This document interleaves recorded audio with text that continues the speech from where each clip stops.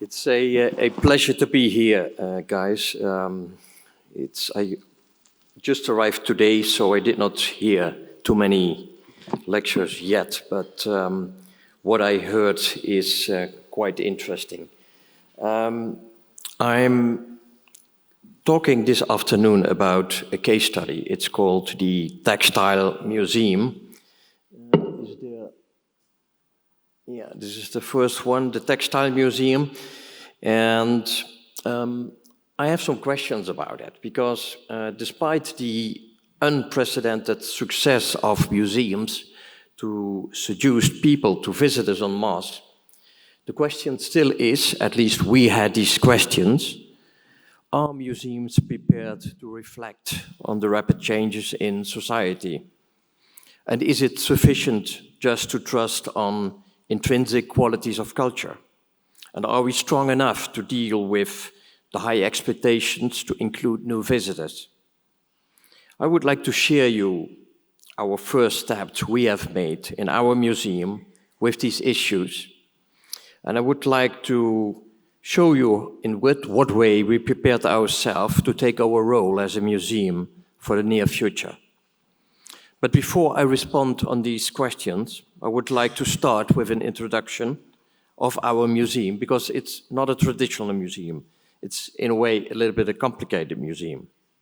And after that, I will elaborate on some cases to illustrate how we respond to the changes in society and how we reposition our museum. You can see here already that hybrid situation in our museum. Yeah, got it. You see that classical old heritage building and that a new form of architecture. You will see it later more on that. The Textile Museum, to give you a small introduction to the concept of the museum, is a place where heritage, crafts, art and design meet each other.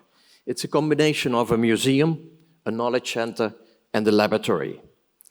And the early steam machine reflects the later developments of the Industrial Revolution, because the city in which the museum is established is a former capital city on wool production.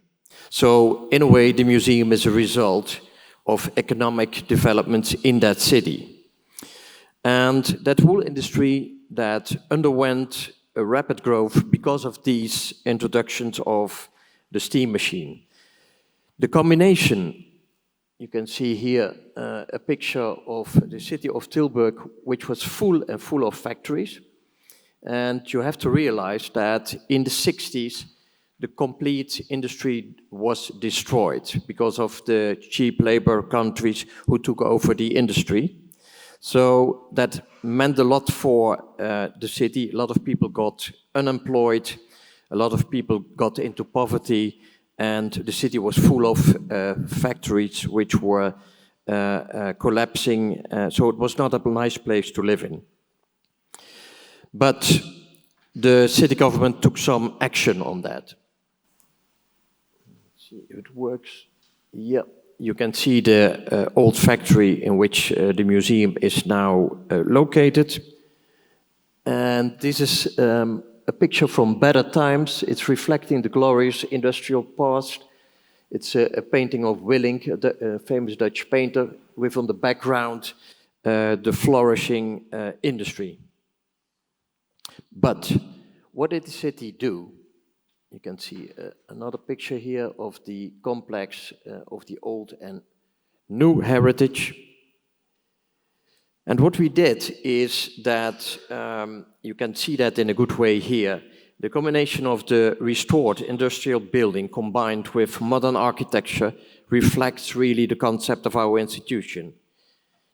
It is creating a dialogue about the past and the present of the local and European textile industry and the promotion of a heritage-based creative industry. Textiles, they play an essential role in the creative industry. Designers and artists are inspired by old artisanship and manual work, but also by the textile heritage. Within the museum walls, you can find centuries of accumulated knowledge on crafts, on materials, techniques, patterns, and dye recipes, which are stored over there. And our collection has a different collection than probably in other museums. And it means that it functions as a sort of knowledge and inspiration for artists and designers before starting to work in our textile lab. Textile heritage is reinterpreted here, and you can see the curators here who have also a different role, because next to their, let's say, making exhibitions, designing exhibitions, they're also the guides and translators through our collections for the professional. And through this concept of the museum, we created an ideal working and an ideal learning place for professionals. And if I say professionals, I mean artists, designers, fashion designers, and architects.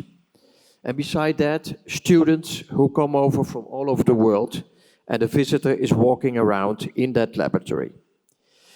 In this place, they can develop their skills, creativity, and let that talent flourish. For the professional, a new breeding places arises. They can do research, they can do experiments, and they can work on innovative projects. And we support them with the modern technology so that they can develop and realize designs of art objects, prototypes from low to high-end art. But what is also important is that the traditional crafts, which are kept in our museum collection, are kept alive. And more importantly, they are further developed. And what we do, in a way, is that we use that collection as a sort of knowledge and expertise. And what we also do is we rethink the way we did things till now. What we mean with that is that we look to that collection, and then we say, okay, this has been done before. We ask a modern designer, in this case it's Victor and Rolf, a Dutch fashion couple, and they were inspired by these classical damask tablecloths, and they said, okay, we're going to do something with it. We put street art on it, so they put a blue graffiti-like illustration on it, and this is one of the best products we sell in our in our shop. But what about textiles? You have to know a bit about the context of textiles. Textiles surround us every day, everywhere, and it's from all times. And they are close to our skin, and they're on the floor, they are at the wall, and in our cars. And there is, in a way, no material and no technique is capable of touching our sensual and mental existence so universally as textiles. But in a time of increasing digitalization, textiles are an ideal medium to fulfill this need of sensuality. You have to know that, and we were thinking about that there was a time that we knew exactly how the sweater was made. We saw with our own eyes how grandma would choose the wool, cast on it, tap the needles together for hours and hours till our sweater was finished.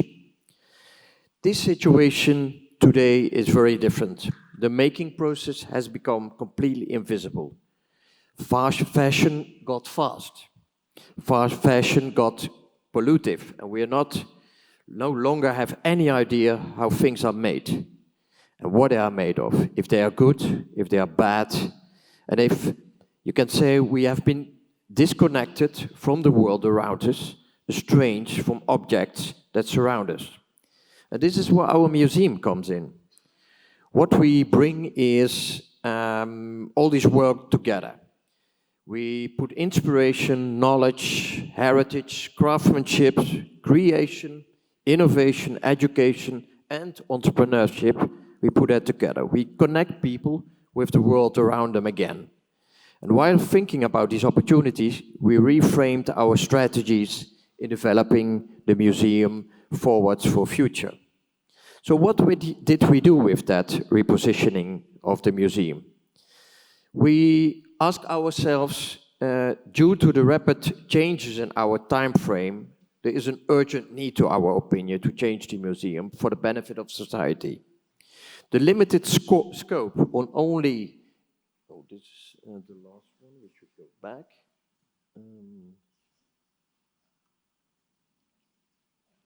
Yeah, that's this. So we thought we have to look in a better way to society, because we saw, in a way, two different important changes. And recently, we saw that economists, philosophers, and visionaries announced a new industrial revolution, the Makers Industry 2.0. It's concerning about the modern crafts. And these modern crafts are about sustainability.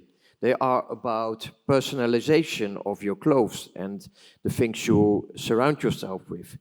And they are about rethinking the use of resources and new technologies. These are the basic principles of that coming new revolution. So that was change number one, but we had another one. The second change is the increased need to stimulate participation of civilians, to democratize the museum programs, to include all civilians, and to promote diversity. We have to become a real integral part of our society and our daily life. A museum that is about the future, looking back to understand where we come from and where it all started. We have to find new manners to broaden the way to connect with communities and to share an inclusive identity. Steps are made to include traditional and non-traditional visitors in social interaction and participation. The museum has to provide ways for self-discovery and for permanent education for everybody. And heritage plays an important role in reflecting the identity of societies.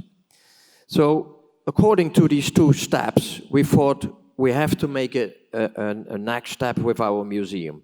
The museum, which started as a place of memory, a traditional museum, and we thought we have to activate that museum and transfer it into a working museum.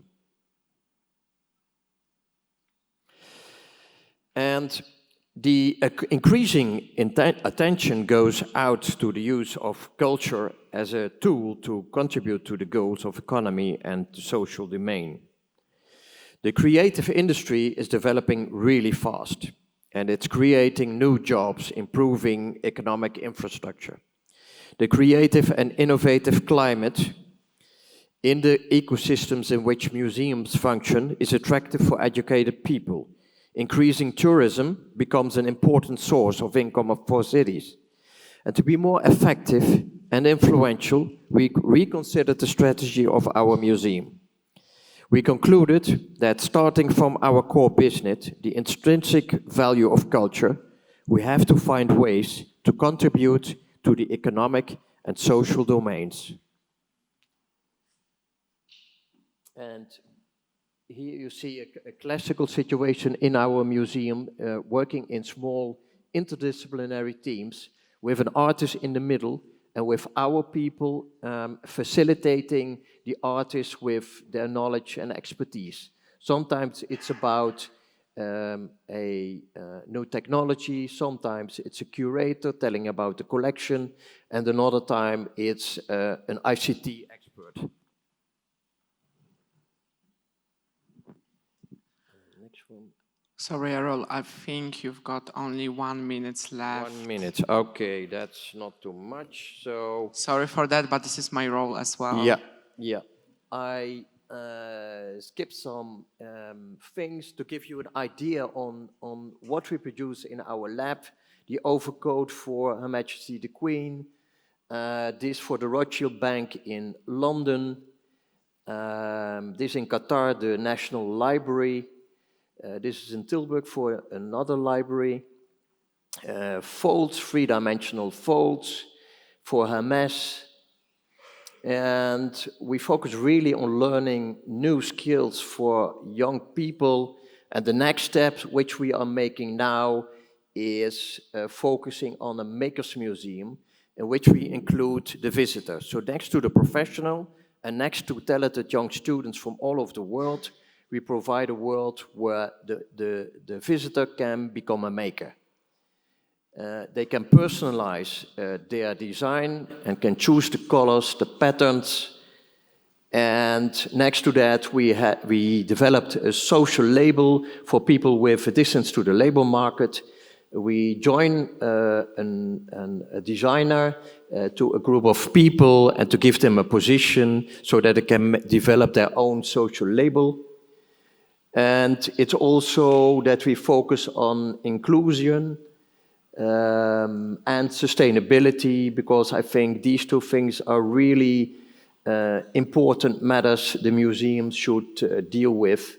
And finally, a picture of our label, in which we provide a podium for artists and designers to make small design projects, and it's also meant to democratize design for all people. Thank you very much.